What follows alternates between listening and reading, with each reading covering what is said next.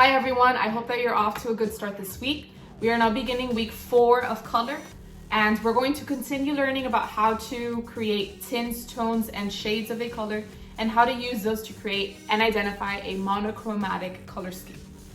Here's some news for this week. In case you missed it, the Academic Achievements Award ceremony is posted up on the school's website, Instagram, and Twitter, so if you missed it, you can watch it with your family. Mr. Vinat asks that you continue to send pictures of social distancing activities that you might be participating in or any cool assignments that you've completed. And also continue to check out the school's Instagram and Twitter. Mr. Vinat is also continuing to post activities there for you to participate in. And finally, always remember to check into your student portal daily. As a reminder, if you do not check into your portal, you will be marked absent even if you did complete work during that day. Let's get started on week 4 with a review of what we learned last week. So the first thing that we learned was that colors are infinite. And the reason why colors are infinite is because you can create a tint, tone, or shade of any color. And tints are created by adding white to a color, tones are created by adding gray to a color, and shades are created by adding black to a color.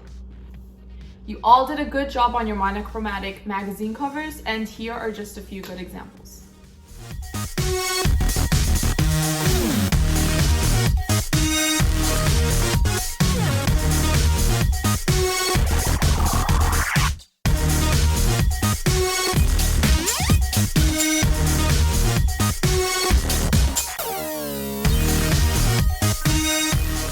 Notice how those examples focused on just one color, and then they made different variations of tints, tones, and shades of that color.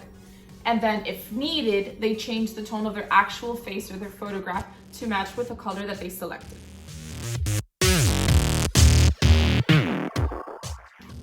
If you were unsure about how to complete the monochromatic magazine cover, and these examples helped, I'll leave the assignment open so you can still submit your design for a grade. If you submitted your assignment but you notice that your design needs some adjustments, or if I left a comment on your submission, make the corrections and resubmit your assignment for a final grade. This week, you'll take a short color quiz to check your understanding on tints, tones, shades, and monochromatic color schemes. You can find the link to the quiz on the assignment instructions, or you can click on the Color Week 4 quiz post on Edmodo. The last thing you'll do this week is fill in this blank color wheel so you can get a better understanding of tints, tones, and shades. You'll see that all of this will create different monochromatic color schemes. If you don't have the materials to complete the assignment by hand, then you can do it digitally on your phone using markup. If your phone doesn't have the markup feature, then you can use any app that will let you draw onto the photograph, such as Sketchbook.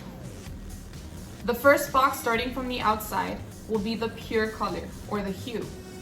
First, color in the outside boxes in the correct order of the color wheel. Remember that in between the primary colors are the secondary colors. The spaces in between are for tertiary colors, or the hyphen colors, like these. In the second box, you'll mix a tint of that color by adding white, then mix a tone of that color by adding some gray, and last, a shade of that color by adding some black.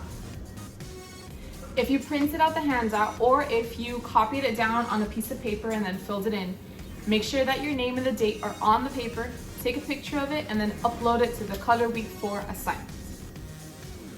Now let's review what's due this week.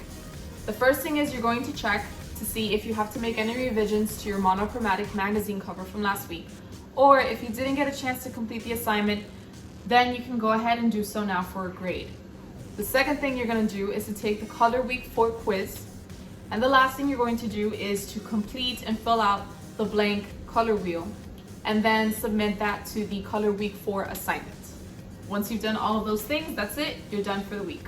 As always, feel free to message me on Reminds if you have any questions, and remember that my office hours are Tuesdays and Thursdays from 9:30 to 12:30 for immediate response. Aside from that, have fun, be safe, and I'll see you guys later.